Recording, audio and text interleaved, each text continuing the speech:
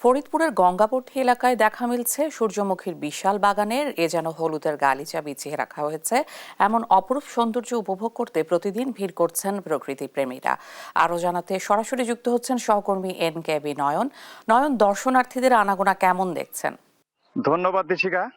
আমি এই মুহূর্তে দাঁড়িয়ে আছি ফরিদপুরের গঙ্গাবর্দী এলাকায়, যেখানে বিএডিসি তেল বীজ উৎপাদন কেন্দ্রে এখানে প্রায় 5 একর জমির উপর সূর্যমুখী চাষ করা হয়েছে।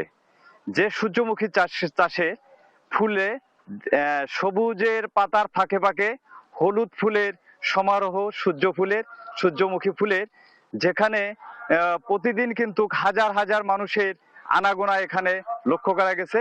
আপনি জেনে থাকবেন যে এখানে 5 একর জমির উপর যে উৎপাদিত যে আবাদ করা হয়েছে সূর্যমুখী বাগানে, এখানে 1 একর জমিতে প্রায় 30 থেকে 40 হাজার টাকা খরচ হয় এবং এখান থেকে প্রায় 80 থেকে 85 হাজার টাকার মতন যে তেল হয় সেখান থেকে আয় করা সম্ভব, এমনটি কিন্তু আমাদের বিএডিসি কর্তৃপক্ষ জানিয়েছে। এবং আপনাকে আরো জানিয়ে রাখি, এই বিএডিসি কর্তৃপক্ষ কিন্তু এখানে প্রায় 18 বছর যাবৎ এই সূর্যমুখী ফুলের কিন্তু আবাদ করছে। এই 5 একর ফুলের যে বীজ হবে তাতে কিন্তু মানে প্রতি বছরের মতন এবারও কিন্তু লক্ষ্যমাত্রা ভালো হবে বলে এমনটি তারা আশা করছেন। তো আমরা সংশ্লিষ্ট কর্তৃপক্ষ এবং স্থানীয়দের সঙ্গে কথা বলে এমনটি জেনেছি যে এখান থেকে কিন্তু আপনার শুধু জেলার গণ্ডি পেরিয়েও কিন্তু আশেপাশে জেলার থেকে, উপজেলা থেকে হাজার হাজার মানুষ কিন্তু এখানে প্রতিদিন ভিড় করে।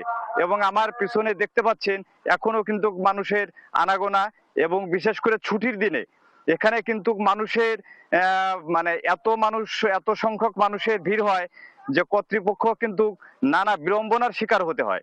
বিশেষ করে বিভিন্ন নিরাপত্তা থেকে শুরু করে এই যে ফুলের যে মানে নিরাপত্তা, ফুল ছেঁড়া, ফুল গাছ নষ্ট করা, ফসলের ক্ষতি, এগুলো নিয়ে কিন্তু কোনটা এক ধরনের বিড়ম্বনার ভিতর অনেকটাই আছে, এমনটি কিন্তু কোনটা জানিয়েছেন।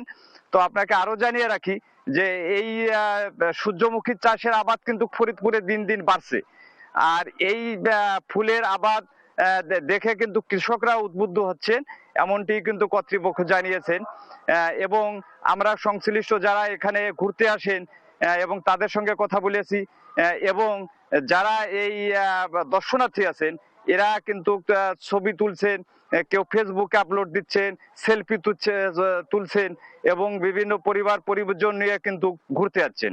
এবং আপনাকে আরো জানিয়ে রাখি যে আমাদের ফরিদপুরে কিন্তু তেমন একটি বিনোদন কেন্দ্র এবং এরকম ফুলের আবাদ হয় এরকম কিন্তু খুবই কম, যার কারণে কিন্তু এই দর্শনার্থীদের ভিড় কিন্তু এখানে বেশি, এমনটি কিন্তু আমরা লক্ষ্য করেছি।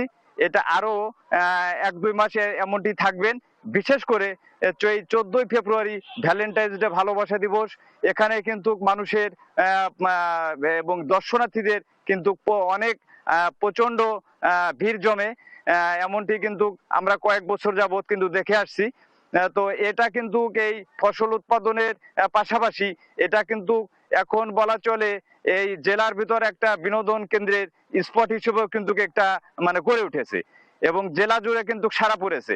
এবং এমন কোনো ফেসবুক আইডি মানুষের নেই যে সেখানে এবার সেলফি তুলে কি প্রোফাইল পিকচার এবং ভিডিও আপলোড করে নেই, এমন লোকের সংখ্যা কিন্তু কমই পাওয়া যাবে।